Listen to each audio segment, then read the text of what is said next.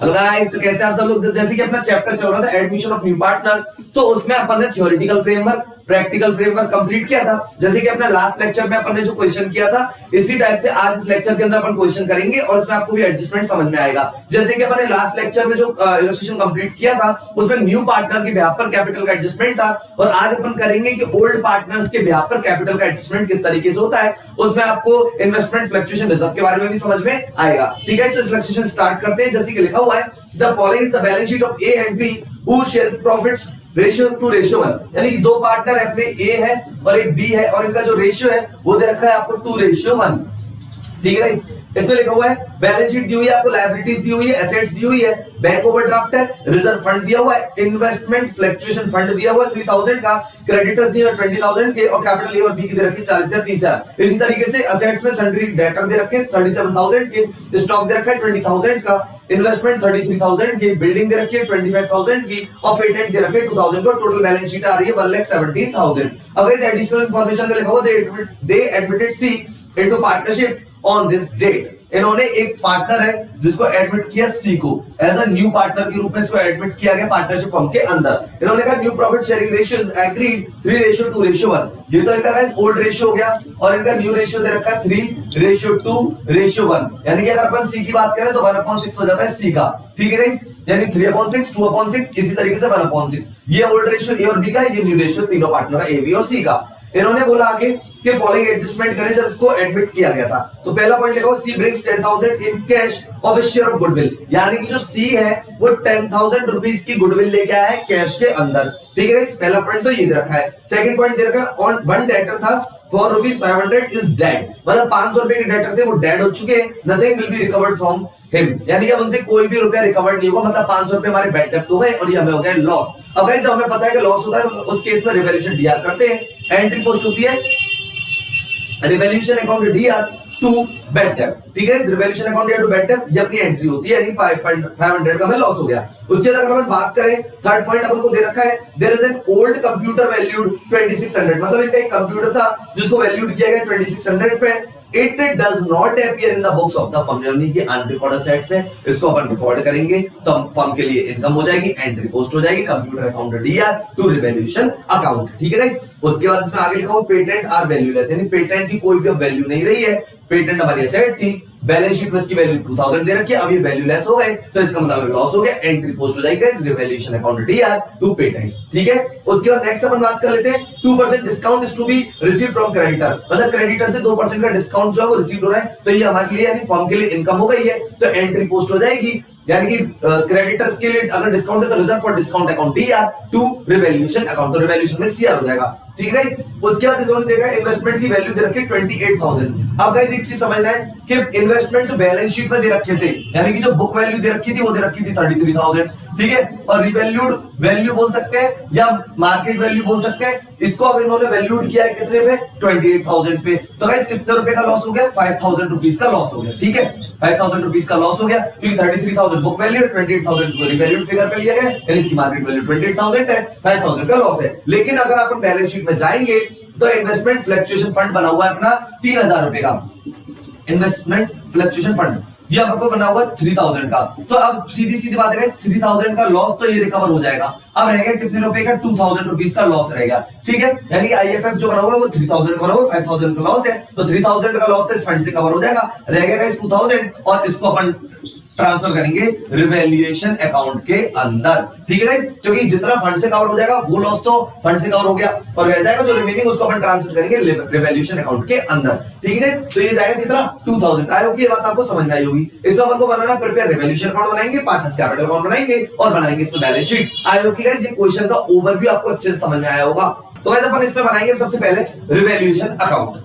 अब revaluation account देखते हैं अपन लोग, रिवैल्यूएशन अकाउंट इसका गाइस फॉर्मेट अपने को अच्छे से पता है कि फॉर्मेट किस तरीके से होता है, particular amount then particular amount, particular amount, particular amount, ये गाइस बन गया अपना फॉर्मेट।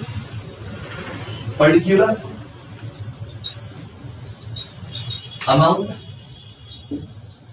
पर्टिकुलर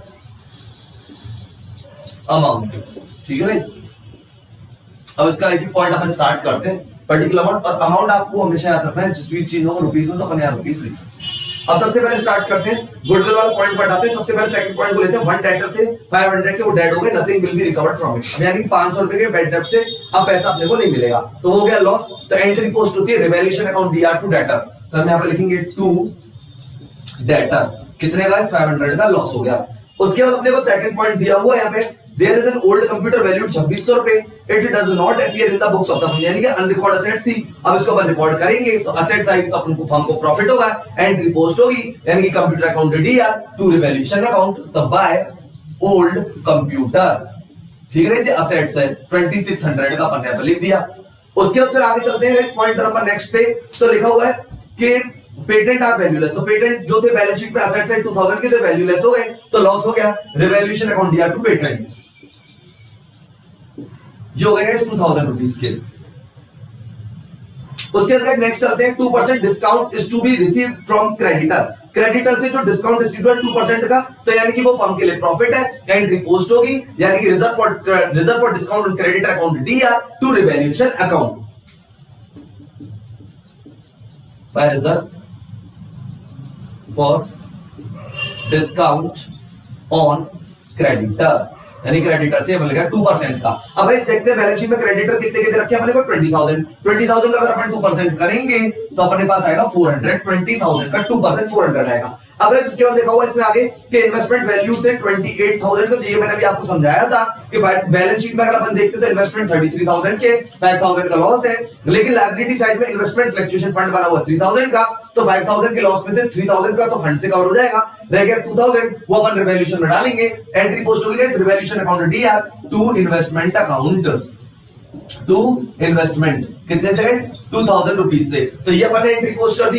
उसके बाद अब देखते हैं, अब कुछ भी नहीं है तो अपन प्रॉफिट लॉस निकालने की कोशिश करते हैं। तो गाइस यहाँ पे तो आ रहा है 3000, और अगर यहाँ पे अपन बात करें तो यहाँ पे आ रहा है 4500, तो अपने को लॉस हो गया यहाँ पे, तो यहाँ पे लिखेंगे बाय पार्टनर्स कैपिटल अकाउंट। यहाँ पे कैपिटल अकाउंट इसलिए लिख रहे हैं क्योंकि जो कैपिटल मेंटेन है वो इनकी फ्लक्चुएटिंग से है, यानी कि अगर फिक्स से होती तो यहाँ पे अपन करंट अकाउंट वर्ड यूज करते, तो यहाँ पे अपन लिख देते 4500 में से अगर अपन लेस कराएंगे 3000 तो अपना आएगा जी 1500, कितना आएगा 1500, इसको लेगा कौन, एक ए लेगा और एक बी लेगा। ओल्ड रेशियो देखते हैं, और ओल्ड रेशियो इनका दे रखा है कितना 2:1, तो 2:1 में इसको बांट देंगे, 1500 2/3 ए ले लेगा और 1500 का 1/3 ले लेगा बी, तो यानी कि 35 यानी 1000 तो हो गया ए का और 500 हो गया जी बी का, ये अपन ने टोटल कर दिया दोनों साइड। ये था गाइस इसका रिवैल्यूएशन अकाउंट, बहुत इजी था, जो कि आपने मैंने आपको समझा दिया। इसमें सबसे बड़ी बात जो थी वो थी इन्वेस्टमेंट की, 5000 का लॉस था क्योंकि वैल्यू जो थी बुक में वो थी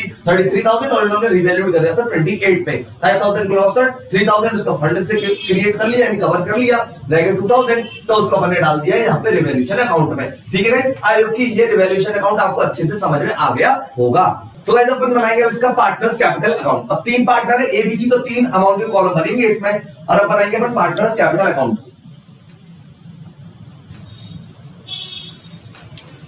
तो पर्टिकुलर 3 अमाउंट के कॉलम बना लेते हैं, एक तो ए का बनेगा, एक बी का बनेगा और एक बनेगा सी का। सेम इधर भी 3 अमाउंट कॉलम बनेंगे, ए का, देन बी का, देन सी का। ठीक है, particular A B C, particular A B और सी, यहां लिख देते हैं पार्टनर्स कैपिटल अकाउंट। ठीक है, ये लिख दिया अपन ने। अब इसको स्टार्ट करते हैं, तो सबसे पहले इसका लिखेंगे अपन बैलेंस, तो अपन ने यहां पे लिखा by balance brought down, opening balance लिखते हैं ब्रॉट डाउन। ए और बी का बैलेंस दिया हुआ है 40,000 और 30,000। ठीक है, एक तो ये अपन ने लिख दिया। अब उसके बाद अपन पॉइंट पढ़ते हैं पहला, they admit C into partnership on this date, new partner sharing ratio दे रखा है, न्यू प्रॉफिट शेयरिंग रेशियो जो दे रखा है वो दे रखा है 3:2:1। इसमें लिखा है सी ब्रिंग्स प्रोपोर्शनेट कैपिटल, सी क्या लिखा हुआ है, सी ब्रिंग्स प्रोपोर्शनेट कैपिटल, प्रोपोर्शनल लेके आएगा कैपिटल का आफ्टर द फॉलोइंग एडजस्टमेंट, जब सारा एडजस्टमेंट हो जाएगा तो उसके बिहाफ पे फिर हमें सी की कैपिटल निकालनी है और वो सी से मंगवाई जाएगी। तो गाइस इसमें सी की कैपिटल गिवन नहीं है, इसीलिए अपन ने बोला था कि ओल्ड पार्टनर्स की कैपिटल के बिहाफ पे न्यू पार्टनर्स की कैपिटल का एडजस्टमेंट अपन करने वाले हैं, ठीक है गाइस। तो ये अपन ने बैलेंस ब्रॉट डाउन किया। उसके बाद फिर अपन ने रिवैल्यूएशन में जो लॉस आया था वो अपन लॉस डालेंगे, तो टू रिवैल्यूएशन, टू रिवैल्यूएशन, ए का आया था गाइस 1000 और बी का आया था गाइस 500, ठीक है। उसके बाद अपन बात करते हैं कि इसमें फर्स्ट पॉइंट दे रखा था C brings 10,000 in cash as his share of goodwill. अब गुडविल लेके आएगा सी, तो सबसे पहले तो अपन ये देखेंगे कि इसमें सैक्रिफाइस किसने किया है। तो अपन सैक्रिफाइस देखते हैं सबसे पहले यहाँ पे सैक्रिफाइस रेशियो। अपन को पता है सैक्रिफाइस रेशियो का फॉर्मूला होता है old ratio minus new ratio, ठीक है। अब देखिए पहले ए की बात करते हैं फिर बी की बात करेंगे। तो भाई ए का पहला था 2/3 और इसका था 1/3। अब इनका जो नया रेशियो हुआ 3:2:1, तो यानी कि 3/6 और इसका 2/6। देखते हैं किसने सैक्रिफाइस किया है, तो यानी कि 6 एलसीएम आ जाएगा, 3 2 2 2 4, 6 1 1 3 3, तो 1/6। इसका देखते हैं गाइस, यानी कि 6 3 2 2 1 2 और 6 1 1 2 2, तो इसका 0/6। इसका मतलब जो सैक्रिफाइस किया है वो किया है ए ने, तो इसलिए ए को मिलेगी गुडविल। जब सी गुडविल लेके आएगा कैश में, तो एंट्री पोस्ट होगी cash account DR to goodwill, और गुडविल को बांटेगा कौन, old partner in sacrifice ratio में, तो वो ए को मिलेगी। तो एंट्री पोस्ट होगी goodwill account DR to S capital, तो ए के कैपिटल में बाय गुडविल, ठीक है गाइस। तो ये केवल किसको मिलेगी, ए को मिल जाएगी। कितने रुपए गुडविल आया था, 10,000 रुपीस की गुडविल लेके आया था, अपन ने 10,000 लिख दिए। अब उसके बाद अपन देखेंगे बैलेंस शीट में कोई रिजर्व एंड सरप्लस तो नहीं है, तो इसमें एक रिजर्व फंड दिया होगा इस 12,000 रुपए का, बैलेंस शीट में उसको अपन डिस्ट्रीब्यूट करेंगे बाय रिजर्व फंड। कितने का दे रखा है अपने को 12,000 का, उसको अपन बांटेंगे 2:1 में। तो 12,000 में अगर अपन डिवाइड करेंगे 3 का और इनटू करेंगे 2 का, तो इसका आ जाएगा 8,000 और इसका आ जाएगा 4,000, ठीक है। अब चलते हैं जी नेक्स्ट। उसके बाद देखते हैं कुछ गुडविल तो नहीं है पहले से बैलेंस शीट के अंदर, या कोई लॉस वगैरह तो नहीं है, क्योंकि रिजर्व फंड दे रखा था, इसके अलावा अब और कोई फंड नहीं है, और असेट साइड कोई गुडविल वगैरह भी नहीं है, ठीक है गाइस। तो आई होप कि ये बात यहां तक तो आपको आ गई होगी समझ में। अब उसके बाद अपन करेंगे एडजस्टमेंट। अब देखते हैं पहले कि कितना बैलेंस इनका निकल के आता है, क्योंकि सारे एडजस्टमेंट अपने हो चुके हैं कंप्लीट, ठीक है। तो अब उसी को अपन को समझना है इसमें, क्योंकि इसमें ओल्ड पार्टनर के बिहाफ पे कैपिटल का एडजस्टमेंट है। तो अपन देखते हैं, स्टार्ट करते हैं। देखिए सबसे पहले अपन ने 40,000 ए का ऐड किया, 10,000 गुडविल का ऐड कर लिया और 8,000 उसका रिजर्व का। तो गाइस अगर अपन इसकी बात करें तो यहाँ पे आ रहा है 58,000। कितना आ रहा है, 58,000 आ रहा है। यहाँ पे अपन लिखिए टू बैलेंस कैरिड डाउन, ठीक है। 58,000 में से अपन 1,000 लेस कराएंगे तो आ जाएगा इसका 57,000। कितना आएगा, 57, यहाँ पे लिख देते हैं 58, ठीक है। उसके बाद अपन बात करेंगे बी की, 30,000 प्लस करेंगे अपन 4,000, तो ये आ रहेगा 34,000। कितना आ रहेगा, 34,000। उसमें से अगर अपन माइनस कराएंगे 500, तो ये आएगा 33,500। तो यहाँ पे भी अपन लिख देंगे 34,000, ठीक है। अब उसके बाद जब बात चल रही है कि इनका प्रोपोर्शनेट करना था। अब प्रोपोर्शनेट का मतलब क्या होता है कि ए और बी का जो बैलेंस आया है 57,000 और 35,000, 33,500, तो इसके बिहाफ पे अपन को सी की कैपिटल का एडजस्टमेंट करना है। तो उसको थोड़ा सा अपन समझ लो, मैं ये वर्किंग नोट यहाँ से हटा रहा हूँ, ये वाला सैक्रिफाइस रेशियो वाला वर्किंग नोट बना रहे हैं, दूसरा वर्किंग नोट बना रहे हैं यहाँ पे, वो समझ में आएगा कि आपको किस तरीके से बनाना है, ठीक है। अब देखिए अगर अपन बात करें total capital A and B की, केवल ए एंड बी की बात करें तो अपन ऐड करेंगे सिर्फ इसमें 57,000 प्लस 33,500, तो ये आएगा भाई 90,500, ठीक है। ये केवल ए और बी की कैपिटल है, ठीक है। अब अगर अपन बात करें कि ए और बी का रेशियो कितना है, तो अगर अपन बात करते हैं जैसे लिखते हैं टोटल प्रॉफिट इक्वल्स टू 1, ठीक है। टोटल प्रॉफिट अपन ने 1 लिख दिया, तो रिमेनिंग देखते हैं, रिमेनिंग प्रॉफिट आएगा 1 में से। अगर अपन बात करते हैं किसको दे दिया, सी को प्रॉफिट दे दिया, तो उसकी में से निकालते हैं कि रिमेनिंग प्रॉफिट कितना आ रहा है, यानी कि सी का जो है वो 1/6 है, तो इसका मतलब यहाँ पे कितना आ गया 5/6, यानी total capital A plus B की 90,500, टोटल प्रॉफिट अगर अपन 1 माने तो रिमेनिंग प्रॉफिट कितना बचता है 1 में से 1/6, यानी कि अपन सी का हटा दिया है तो ये बच गया 5/6। ऐसा क्यों कर रहे हैं, क्योंकि हमें ओल्ड पार्टनर का रेशियो चाहिए, क्योंकि ओल्ड पार्टनर के ब्याज पे नए पार्टनर का जो कैपिटल का एडजस्टमेंट अपन कर रहे हैं, तो 5/6 हो गई। तो ये 5/6 के बराबर दे रखी है जो कैपिटल 90,500, तो अपन यहाँ पे निकालेंगे टोटल फर्म कैपिटल, क्या निकालेंगे टोटल फर्म कैपिटल। और वो किस तरीके से निकालेंगे कि 90,000 जो है वो 5.6, क्योंकि 5.6 जो रिमेनिंग बच रहा है ये ए और बी का है, और ए और बी का जो प्रॉफिट यानी कि जो कैपिटल दे रखी है 90,500 दे रखी है, तो 90,500 जो है वो 5.6 के बराबर है। तो रेसिप्रोकल कराएंगे तो 5.6 यहां लिखेंगे, तो 5 into 6 करा के टोटल फर्म के अपन कैपिटल निकालेंगे। 90,500 into 6 और डिवाइडेड बाय 5, तो ये आएगा गाइस 1,08,600। तो ये आ गया अपना टोटल 1,08,600 टोटल फर्म की कैपिटल। अब उसमें अपन किसका हिस्सा निकालने वाले, सी का। तो गाइस 1,08,600 में डिवाइडेड बाय 6 करेंगे और इनटू कराएंगे 1, तो ये आएगा 18,100। कितना आएगा गाइस 18,100, ये कैपिटल लेके आएगा। तो इसे जब मंगाई जाएगी तो एंट्री पोस्ट होगी bank account DR to C's capital, तो बाय बैंक अकाउंट। और गाइस कितना 18,100 रुपए इससे मंगवाए जाएंगे और ये इसका क्लोजिंग बैलेंस यहाँ निकाल दिया जाएगा 18,100। आई होप गाइस ये बात समझ में आई होगी। अभी टोटल कैपिटल ए और बी की 90,500, क्योंकि ए और बी का टोटल एडजस्टमेंट करने के बाद इनकी कैपिटल निकल के आई थी, इनको अपन ने टोटल करा तो 90,500 आ गया। टोटल प्रॉफिट जो था 1, रिमेनिंग प्रॉफिट कितना होगा ए और बी का, अगर ए 1 में से 1.6 लेस कराएंगे तो 5.6 बचेगा। तो यानी कि जो टोटल फर्म की जो कैपिटल अपन को निकालनी है वो किस तरीके से निकालेंगे, 90,500 जो है वो 5.6 के बराबर है, क्योंकि ए और बी की टोटल कैपिटल है इतनी और ए और बी का जो टोटल रेशियो है 5.6 है। रेसिप्रोकल कर लिए 5.6, तो 6 ऊपर चला गया, तो टोटल फर्म की कैपिटल आ गई 1,08,600। ठीक है गाइस, तो उसमें अपन ने क्या निकाला 1/6 निकाल दिया सी का, तो बाय बैंक यानी सी लेके आएगा 18,100 रुपए, तो उसका क्लोजिंग बैलेंस आ जाएगा यहाँ पे 18,100 रुपए। आई होप कि गाइस ये बात आपको अच्छे से समझ में आई होगी। ये था पार्टनर्स का कैपिटल अकाउंट। तो इस जैसे कि अपन ने अभी इस जो क्वेश्चन का रिवैल्यूएशन अकाउंट प्रिपेयर कर लिया है, पार्टनर्स कैपिटल अकाउंट प्रिपेयर कर लिया है, अब बनाएंगे इसकी बैलेंस शीट। ठीक है, तो बैलेंस शीट का फॉर्मेट अपने को पता है किस तरीके से बनता है, बैलेंस शीट। ठीक है,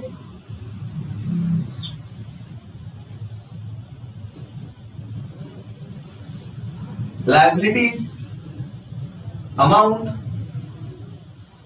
एसेट्स और अमाउंट। यहां पे लिख दिया लायबिलिटीज, यहां लिख दिया अपन ने अमाउंट, यहां लिख दिया एसेट्स और यहां लिख दिया अमाउंट। ठीक है, तो स्टार्ट करते हैं। सबसे पहले यहां पे लिख दिया रुपीस। ठीक है, तो सबसे पहले अपन ओल्ड बैलेंस शीट खोलेंगे, तो अपन देखते हैं क्या क्या लिखा हुआ है, पहले उसको समझते हैं। सबसे पहले लिखा हुआ है इसमें बैंक ओवरड्राफ्ट है 12,000 रुपीस का, तो अपन ने बैंक ओवरड्राफ्ट लिख दिया 12,000। बैंक ओडी बैंक ओवरड्राफ्ट कितने का दे रखा है, ओल्ड बैलेंस शीट पर अपन चलते हैं तो 12,000 का। उसके अलावा अपन चलते हैं रिजर्व फंड अपन ने डिस्ट्रीब्यूट कर लिया, इन्वेस्टमेंट फ्लक्चुएशन फंड अपना कंप्लीट खत्म हो गया था। सन्ड्री क्रेडिटर की बात करते हैं इसकी सन्ड्री क्रेडिटर। तो सन्ड्री क्रेडिटर में जो गाइस वो कितने रुपए के दे रखे अपने को 20,000 का, और अब इसमें से लेस करेंगे प्रोविजन, क्योंकि अपन ने प्रोविजन बनाया था इसका 400 का प्रोविजन। कितने का, 400 का, तो ये आएगा 19,600। ठीक है, तो जो कि अपने लिए प्रॉफिट और रिवैल्यूएशन में सीआर कर दिया था। अब उसके बाद लिख सकते हैं कैपिटल, तो कैपिटल लिख देते हैं इनकी कैपिटल। ठीक है, ए की कैपिटल, बी की कैपिटल और सी की कैपिटल। ए की कैपिटल थी गाइस 57,000 और बी की कैपिटल थी 33,500 और सी की थी 18,000 यानी 18,100 रुपए। ठीक है, तो अगर अपन इसका टोटल करेंगे तो आएगा 1,08,600 जो कि अपन ने निकाल ली थी टोटल फर्म की कैपिटल। 57,000 ए का, 33,500 डी का और 18,100 अपना सी का। ठीक है, अब बात कर लेते हैं असेट्स पे। तो सबसे पहले आते हैं सन्ड्री डेटर पे। किस पे आते हैं गाइस, सन्ड्री डेटर पे। तो सन्ड्री डेटर पे अपने को पता है कि कितने था 37,000 था और अपने को 500 का बैड डेट जो हो गया था, तो 36,500 आ जाएगा यहाँ पे सन्ड्री डेटर। ठीक है, 37,000 का अपन वो बैलेंस शीट में दे रखे, 500 अपन लेस करा देंगे। उसके बाद अगर अपन बात करते हैं स्टॉक के बारे में, तो यहाँ पे लिखते हैं जी स्टॉक। और स्टॉक है पुरानी बैलेंस शीट में नहीं, ओल्ड बैलेंस शीट में अपने को कितने का दे रखा है 20,000 का, और स्टॉक का कोई भी एडजस्टमेंट नहीं था, इसलिए एज इट इज 20,000 स्टॉक का अपन लिख देंगे। ठीक है, उसके बाद अपन बात कर लेते हैं इन्वेस्टमेंट के बारे में। तो इन्वेस्टमेंट अपने को पता था कि इसको कितने रुपए में वैल्यूड किया गया 28,000 पर, तो अपन यहाँ पे लिख देंगे इसको 28,000 इन्वेस्टमेंट की वैल्यू। उसके बाद अपन चलते हैं बिल्डिंग, तो अपन लिखेंगे जी बिल्डिंग। ठीक है, तो बिल्डिंग से रिलेटेड कोई भी एडजस्टमेंट नहीं था, इसीलिए 25,000 एज इट इज अपन लिख देंगे बिल्डिंग का। ठीक है, उसके बाद अपन बात कर लेते हैं पेटेंट, तो पेटेंट हो गए थे कंप्लीटली खत्म। उसके बाद अपन बात करते हैं यहाँ पे आएगा ओल्ड कंप्यूटर जो कि अनरिकॉर्ड था और रिकॉर्ड किया था कितने का गाइस, वो था अपना 2600 का ओल्ड कंप्यूटर, तो यहाँ पे लिख दिया है 2600। उसके बाद गाइस बात करते हैं कैश की, तो कैश बैलेंस शीट में तो नहीं है ओल्ड में, लेकिन कैश आया 10,000 रुपीज का जो गुडविल लेके आया था सी, उसका लिख दिया अपन ने कैश का 10,000। और वो कैपिटल आया था वो बैंक के थ्रू मंगवाई थी अपन ने, वो कितनी लेके आया था 18,100। तो अपन के पास बैंक में भी आ गया 18,100 रुपए। ठीक है, आई होप गाइस ये बात आपको समझ में आई होगी। इसके अलावा अब कुछ है नहीं है, अब इसका अपन करेंगे टोटल, देखते हैं दोनों साइड का इक्वल आएगा या नहीं। ठीक है, और बैलेंस शीट का इक्वल अगर अपना टोटल जो है इक्वल आ जाता है तो बैलेंस शीट सही है। तो देखते हैं 12,000 प्लस 19,600 और प्लस 1,08,600, तो गाइस इसका आ रहा है 1,40,200। और एक बार अपन सन्डी डेटर वाली यानी कि असेट साइड का देख लेते हैं। 36,500, 20,000, 28,000, 25,000, 2600, 10,000 और 18,100।